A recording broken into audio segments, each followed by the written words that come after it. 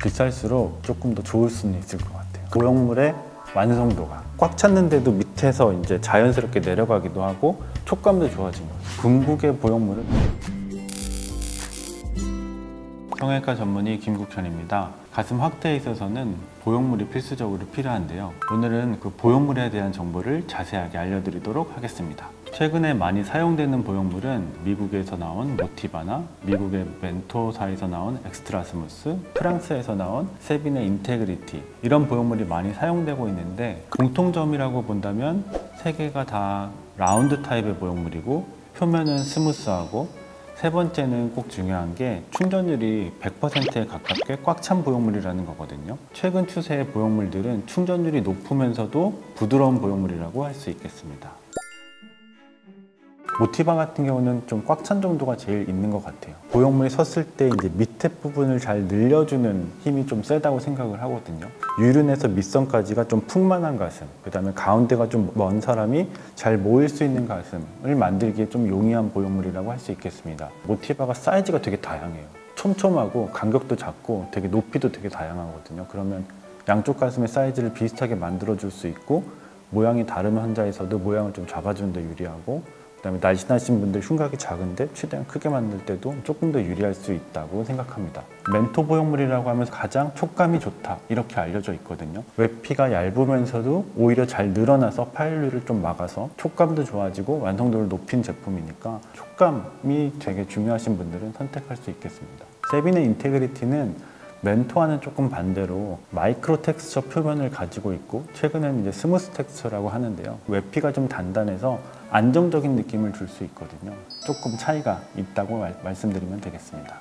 최근 보형물은 스무스 타입의 보형물만 쓸 수 있습니다. 스무스 타입의 보형물이라는 것은 보형물의 표면이 몸 안에서 자극이 되지 않는다는 뜻이거든요. 최근에는 국제기구 ISO에서 스무스 타입, 마이크로 텍스처 타입, 텍스처 타입으로 구분을 하였고, 이전에 사용되었던 텍스처드 타입의 보형물은 몸 안에서 자극이 되었고 장액종이나 염증 반응, ALCL이라는 희귀암까지도 일으켰던 경우가 있기 때문에 최근에는 사용을 자제하고 있는 편입니다. 마이크로 텍스처, 나노 텍스처 이런 보형물의 표면도 국제기구 ISO에서는 최근에는 스무스로 인정을 했고, 스무스라는 것은 아까 말씀드린 것처럼 자극이 없는 보형물로 인정이 되었기 때문에 최근에는 스무스 보형물만 사용을 하고 있습니다. 스무스가 그럼 범위가 엄청 넓어진 거 아닌가? 네, 맞아요.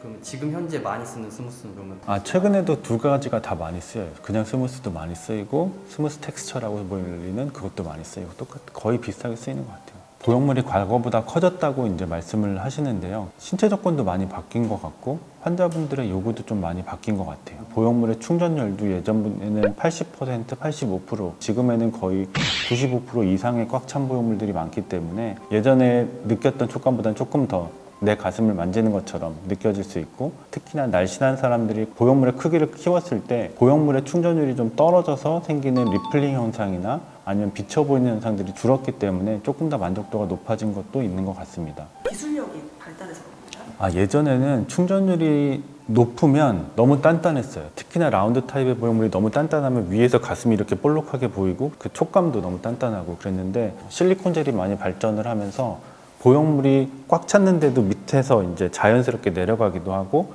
촉감도 좋아진 거죠. 더 좋아질 수 있잖아요. 그럼 더 좋아진다면 궁극의 보형물은 외피가 없어지는 보형물을 만들지 않을까 싶기는 해요. 외피가 없어도 코에시브 젤이 퍼지지 않는 이런 보형물을 만들겠죠. 지금은 라운드 타입의 보형물만 추천을 드립니다. 예전에 누가 물방울 샀는데 모양이 자연스럽다 해서 물방울을 보형물을 원하시는 경우가 있기는 하거든요. 금지된 건 아니니까 못 쓰는 건 아니고 라운드 타입의 보형물을 많이 추천드리는데 물방울 보형물이 갖고 있는 부작용이 없는 게 일단 제일 큰 것 같습니다. 물방울 보형물은 회전 변형이라고 하는 단점이 있기 때문에 모양이 잘 유지가 되더라도 수년 지나서 모양이 바뀌고 틀어지는 아니면 돌아가는 이런 변형이 있을 수 있는데, 그런 변형을 막기 위해서 표면을 거칠게 처리하는 텍스처 타입의 보형물이 나왔던 거거든요. 최근에는 사용을 자제하고 있는 편입니다. 지금은 텍스처 타입의 그 표면도 쓰지 말자고 얘기를 하는 편이고, 물방울 보형물의 촉감도 좀 단단하다고 느끼기 때문에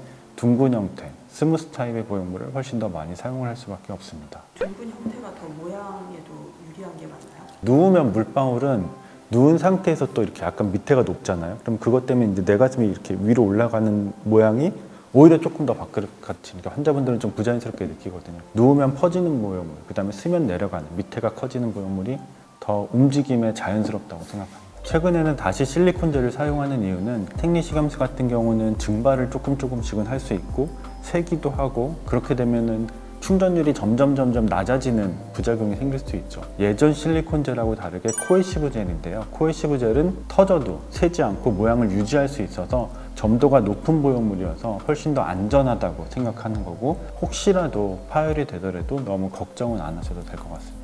최근에는 본인의 체형에 맞는 보형물을 찾아야 한다, 이런 말을 막연히 많이 하게 되는데요. 병원에서 이제 상담을 받으시면서 이제 실제로 만져보면 촉감이 조금씩 다른 걸 느낄 수 있거든요. 그걸로 선택하셔도 되고, 보형물 선택에서 가장 중요하다고 생각하는 점은 사이즈인데, 환자들의 체형이 각각 다르고 그 다음에 원하는 모양이 다르고, C컵, D컵을 얘기하더라도 실제로 원하는 사이즈는 다를 수 있거든요. 내 체형, 그 다음에 내 흉곽의 크기보다 너무 작은 보형물을 쓰게 되더라도 자연스러울 수 있지만 가운데가 조금 너무 모이는 게 너무 적고 그다음에 떨어져 보일 수도 있고요. 내 체형에 비해서 너무 큰 보형물을 쓰게 되면 부자연스럽고, 그다음에 바깥쪽으로 나가 보이면 나중엔 결국엔 드러나거나 만져질 수밖에 없거든요. 내 체형에 맞는 보형물을 찾는 거는 결국엔 내 사이즈가 있는 보형물 회사를 선택을 하고 거기에 맞춰서 수술을 하는 게 중요하다고 하겠습니다. 환자분들한테 제가 설명을 드리는 건 한 2달, 3달 정도 지나서 한 사이즈 정도, 20에서 25cc 정도 조금 아쉽다 이렇게 얘기하면 그게 가장 편안하고 가장 좋은 상태라고 말씀드리는데요. 20cc, 25cc는 양쪽 가슴의 사이즈를 맞추는 데는 의미가 있지만 환자가 크기를